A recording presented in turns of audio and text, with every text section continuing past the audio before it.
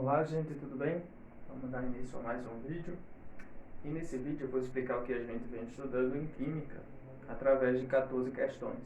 Então eu vou deixar na descrição do vídeo as questões, são 37 questões, e nesse vídeo eu vou fazer 14 questões. Então vamos lá, é uma revisão. Então, na nossa revisão, que vamos fazer através de questões. Então a primeira questão é: qual o conceito de química? Então, o que é a química? Então, a química é uma ciência. Então, eu vou escrever que ela é uma ciência. Mas ela é uma ciência que vai estudar a matéria, os materiais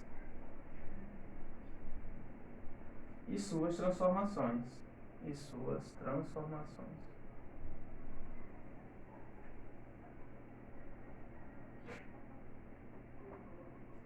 Então, a química estuda a matéria e como ela se transforma. Esse é o objetivo principal da química.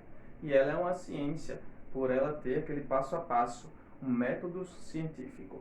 Então, a segunda pergunta, inserindo essas transformações que chamamos de reações químicas no nosso dia a dia. Então, a segunda pergunta diz: cite uma reação química de mudança de cor no nosso dia a dia. E podemos citar, por exemplo, a banana.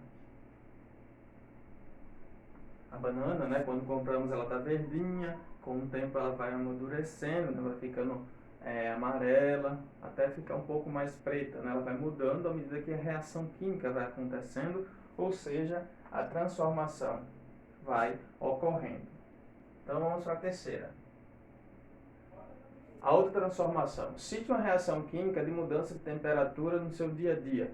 Então aqui nós podemos citar as reações de combustão, a de queima, quando, por exemplo, usamos o nosso gás de cozinha nas fogueiras de São João. Então aí está uma reação, né, que existe a mudança de temperatura. As reações de combustão, as reações de queima. Então vamos já para a quarta pergunta da nossa revisão. Diz: cite uma reação química de liberação de gás no seu dia a dia. Então podemos citar, não é, aquela reação da casca do ovo mais o vinagre. Principalmente, né, quando você tem essa casca do ovo mais seca. Então, quando você coloca em contato com o vinagre, você vai ver a liberação de gás. Então, nós vimos a banana, mudança de coloração, a combustão, aumento de energia, e a casca do ovo, vinagre, liberação de gás. E ainda existe, né, a precipitação, a formação de um sólido insolúvel. Então vamos para a quinta. O que era a menor parte da matéria para os gregos? Então sabemos o que é a química, sabemos onde a química se encontra no seu dia a dia, além dos produtos diversos que existem. E agora a gente vai para um pouco da historicidade da química. Então os gregos diziam que a menor parte da matéria era chamada de átomo. Então, para eles, a menor parte da matéria era o átomo. Então, vamos para 6. O que é alquimia? Mas esse conceito de átomo não foi aceito ao longo do tempo. Veio Aristóteles e mudou esse pensamento e dizia que a combinação de elementos surgia qualquer outro tipo de substância, né, de estrutura. Então, veio a época da alquimia, a época das bruxas, considerada uma época negra, na verdade. Então, o que é alquimia? A alquimia é uma ciência fake. Então, eu posso dizer, usando os termos atuais, que a alquimia é uma ciência fake, uma pseudociência. Por que ela é uma pseudociência? Porque ela não usa a principal ferramenta da ciência, que é o quê? Que é o método científico. Então, vamos para a questão 7. O que é justamente esse método científico? É a questão 7. Então, eu posso dizer que o método científico é o passo a passo. É o que vai diferenciar a alquimia, por exemplo, da química. Então, eu posso dizer que é o passo a passo da ciência. Então, aí foram resolvidas 7. A proposição é fazer 4. Então, eu vou aqui apagar o quadro para a gente poder fazer mais 7 questões. Vamos lá. Já falamos do conceito de química, aonde encontrar a química no nosso dia a dia, um pouco de historicidade da química e vamos adiante. Então, a questão 8. Quais são as partes do átomo? Então, se os gregos falavam que existia um átomo, né? E como os cientistas vão tendo novas evidências de como é o átomo, como nós podemos interpretar a nossa realidade. Então, podemos dizer que o átomo é formado por duas partes. Um núcleo denso, mais uma região exterior que, para resolver o problema, vamos chamar de eletrosfera, onde estão os elétrons. Então existe o átomo, mas o átomo ainda não é a menor parte da matéria, porque existem ainda menores que formam o átomo. Por exemplo, no núcleo existem os prótons e nêutrons, e na eletrosfera existem os elétrons. Então vamos para a questão 9. Quais partículas formam o átomo? Então foi justamente a resposta dada anteriormente. No núcleo existem os prótons, mais os nêutrons, e na eletrosfera o que chamamos de elétrons. E ainda sabemos que existe, ou vamos saber que existem ainda partículas menores que os prótons e os nêutrons, mas o elétron é uma partícula elementar, ou seja, uma partícula sem divisão. Não existem partículas que formam o elétron até hoje, né? Então vamos lá, 10. Qual o modelo atual do átomo? Então o modelo mais aceito, aquele que interpreta melhor, hoje em dia, é o modelo quântico, o modelo probabilístico. Então o modelo atual é o modelo quântico, o modelo probabilístico. Vamos para a questão 11. Na questão 11 se diz: faça a distribuição de 4 elétrons. E agora a gente vai aplicar esse modelo quântico. Então, para dar mais espaço, eu vou apagar aqui. E aqui nós precisamos usar uma ferramenta fundamental na química, que é a tabela periódica.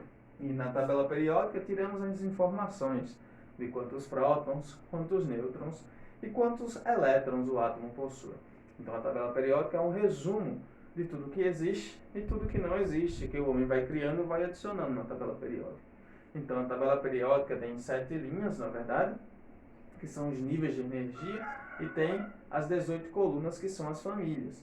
Então, quando ele pede para distribuir um átomo com 4 elétrons, então quer dizer que pela tabela periódica ele vai ter 4 prótons. Então você vai de caixinha em caixinha, e as caixinhas aumentam à medida que os prótons também vão aumentando.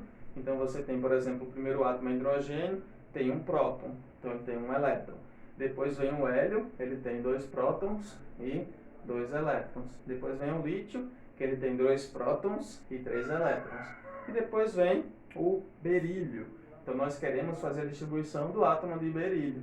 Então o berílio, que é a questão 11, o berílio, ele tem o Z, que representa o número de prótons, que é chamado de número atômico. Então ele representa P, que são os prótons, e é 4. Então, se ele tem 4 prótons, ele necessita ter também 4 elétrons. Por quê? Porque os átomos, a natureza, gosta de menor energia.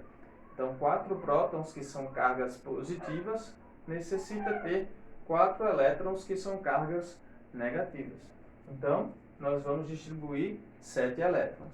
E para distribuir os elétrons, precisamos de um passo a passo, assim como a gente viu que a ciência é um passo a passo. E esse passo a passo é dado pelo diagrama de Linus Pauling, que é o diagrama do 100 pão da fome. Então, fazemos assim, um método mnemônico. Primeiro dizemos 100, e na segunda linha dizemos 100 pão. E na terceira linha, 100 pão dá, na quarta linha, 100 pão dá fome. Mas essa já é suficiente. Então, na primeira linha, só temos o subnível S. No primeiro nível de energia, só temos o subnível S. No segundo nível, temos o 2 e temos o P. E qual a sequência? A sequência é que temos o 1S, primeiro vamos usar 1S com 2 elétrons, e depois o 2S, que eu posso colocar no máximo 2 elétrons, e em sequência eu vou usar o 2P. Então vamos para a resposta. Como são 4 elétrons, vamos para a distribuição. Então a resposta é 1S2, no primeiro nível, no subnível S, eu posso colocar 2 elétrons. Então já é o meu máximo, eu vou para a próxima seta, e na próxima seta que é o 2S. E eu posso colocar no máximo quantos? 2 elétrons. Eu vou e coloco 2 elétrons. 1s2, 2s2. Então aqui é a distribuição do átomo, não é, de berílio, do elemento químico berílio. Vamos para 12. Faça a distribuição do lítio. Então vou deixar aqui bem pequenininho. Acho que eu vou apagar para ficar melhor. E vou deixar o sem pão da fome. Então, número 12. Do lítio. O lítio é representado por Li. Já o número dele atômico é Z, que é o número de prótons, é igual a 3. Então, se ele tem 3 prótons, ele necessita ter 3 elétrons. Então, fazemos a distribuição dele com os seus 3 elétrons. Então, vai ficar um S2, é o máximo que eu posso colocar no primeiro nível. Passamos para o segundo, mas o segundo nível inicia, né, em 2S. Então, você vai colocar 2S1. Então, essa é a distribuição de quem? Do lítio. E vamos para a 13ª. Dá para fazer aqui embaixo. A 13ª diz: quantos elétrons estão na última camada do lítio? Então, ó, quanto menor o número, mais próximo está essa camada do núcleo. Quanto maior, mais distante e, em consequência, será a última camada. Então, ó, aqui no lítio temos primeira camada mais próxima. Segunda camada, representada por esse 2 grande, mais longe. Então, ele pergunta justamente isso: quantos elétrons tem aí, né? Então, a resposta, eu só tenho um único elétron. Um elétron. Porque esse único elétron está no segundo nível, no subnível S, um único elétron. E para finalizar a nossa revisão, não é? Ainda tem mais algumas questões, são 37 no total. Eu vou fazer nos vídeos um por semana. Então, para finalizar, 14, diz o seguinte: qual a distribuição do átomo com 10 elétrons, no caso 10 prótons? Então, esse átomo é o átomo de neônio. E o átomo de neônio, ele tem um Z, que é igual ao número de prótons, 10. Então, se ele tem 10 prótons, ele vai ter, né, pela tabela periódica, 10 elétrons. Então, a resposta, vamos aí fazer a resposta. De início, sempre igual. Primeiro nível, eu só posso colocar 2 elétrons. Mais 2, eu quero colocar mais 8, porque 2 com 8 somam 10. Então, vou para o próximo. 2S, 2S quanto? 2S2. Então, aí já foram quantos? 4. Ainda faltam 6. Eu vou colocar os 6 aonde? Para a próxima seta. 2P, e eu posso preencher até 6. E depois somamos todos os numerozinhos de cima. 2 com 2, 4 com 6, 10. Então é isso, gente. Essa foi a nossa primeira parte da revisão. Agradeço aí a todos. Um abração. Tchauzão.